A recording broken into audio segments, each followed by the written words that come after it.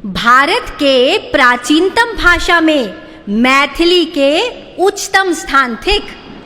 अतः आपसे सादर अनुरोध, मैथिली भाषा में संविधान का विमोचन करने की कृपा करें। मान्यवर,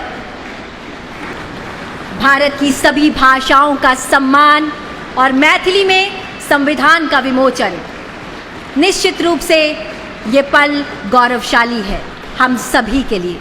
हाँ, आप मैथिली भाषा में भारतीय संविधान पढ़ी सकैत छी। ई अनुवाद ही उद्देश्य से कयल गेल अछि जे मैथिली भाषी लोग अपन अधिकार आ कर्तव्य के सहज भाषा में बुझि सकथि। संविधान के मैथिली रूपांतरण भारतक भाषाई विविधता आ लोकतांत्रिक मूल्यक सम्मानक प्रतीक अछि।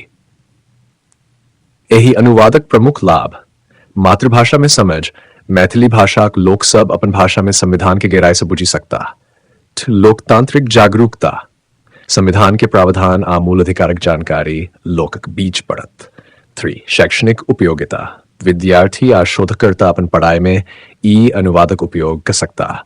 जे लोक मैथिली में संविधान पढ़त चाहत छथि ओ भारत सरकारक वेबसाइट पर जाकर डाउनलोड कर सकैत छथि अथवा संबंधित विभाग से संपर्क कर सकैत छथि। ई मैथिली भाषा लेल गर्वक बात अछि आ भाषा संरक्षणक दिशा में महत्वपूर्ण कदम।